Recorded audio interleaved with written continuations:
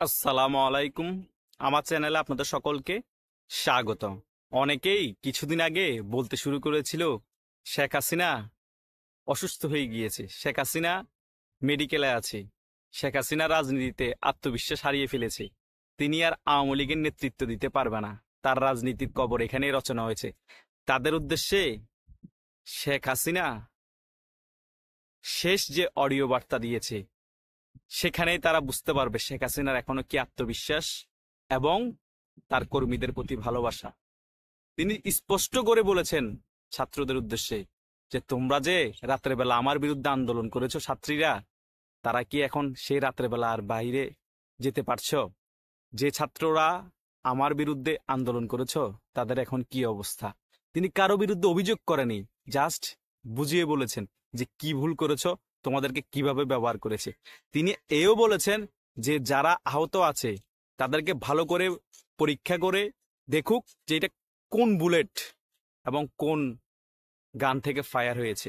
আমরা বিভিন্ন অডিওতে এবং ভিডিওতে দেখতে পেয়েছি সকল কিছু ক্লিয়ার, যে রাস্তার মধ্যে ছেলেরা দাঁড়িয়ে আছে, সামনে পুলিশ, হুট করে স্নাইপারে গুলি এসে দুইজন গুলিবিদ্ধ হয়ে মাটিতে লুটিয়ে পড়েছে।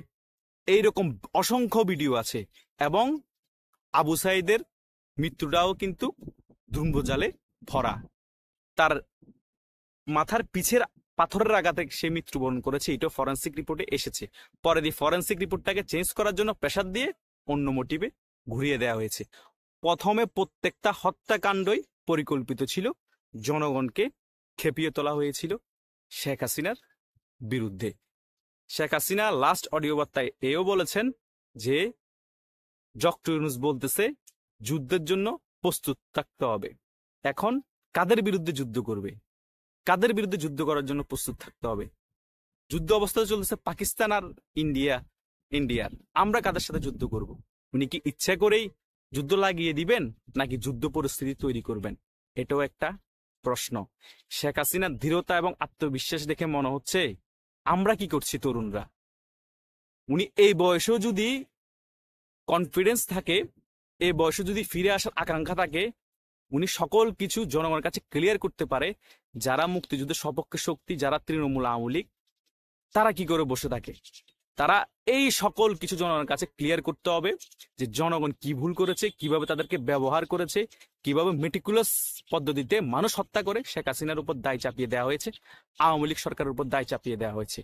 এগুলো শুধু নেত্রী শেখ হাসিনা তিনি ফোন অডিও কলের মাধ্যমে শুধু উনি বললে হবে না, প্রত্যেকটা আপমার জনতাকে বলতে হবে, যারা স্বাধীনতার সপক্ষে শক্তি তাদেরকে বলতে হবে, সকল জায়গায় বলতে হবে, ওনার উন্নয়নের কথা বলতে হবে, সাথে যারা দুর্নীতি করেছে তাদের কথা সমালোচনা করতে হবে। তারা যাতে নেক্সট যখন আওয়ামী লীগের অবস্থা ভালো হবে, তারা যাতে আওয়ামী লীগের রাজনীতিতে ফিরতে না পারে।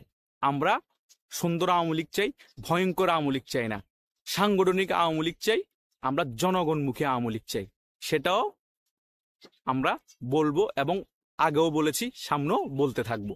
শেখ হাসিনার দৃঢ়তা এবং আত্মবিশ্বাস থেকে এটা আমি বুঝতে পেরেছি যে শেখ হাসিনা এখনো 100% শিওর তিনি দেশে ফিরতে পারবে এবং বাংলাদেশ আওয়ামী লীগের নেতৃত্ব দিতে পারবে। তিনি এখনো আত্মবিশ্বাস হারান নাই এবং কর্মীদের আত্মবিশ্বাস হারাতেও দেন নাই। তাই কর্মীরা হতাশ হওয়ার কিছু নাই, তিনি অচিরেই দেশে ফিরবেন এবং আওয়ামী লীগের নেতৃত্ব দিবেন। আস্তে আস্তে ডক্টর ইউনূসের আসল রূপ, এই সমন্বয়কদের আসল রূপ, সকল কিছুই জনগণের কাছে ফুটে উঠছে এবং ছাত্ররা কি ভুল করেছে সেটাও কিন্তু তারা বুঝতে পেরেছে। তারা কিন্তু এই সরকারের সাথে এবং এই সমন্বয়কদের সাথে, এই জাতীয় বিনোদন পার্টি এনসিপির সাথে তারা কিন্তু নাই, এটা কিন্তু ক্লিয়ার। ধন্যবাদ সকল।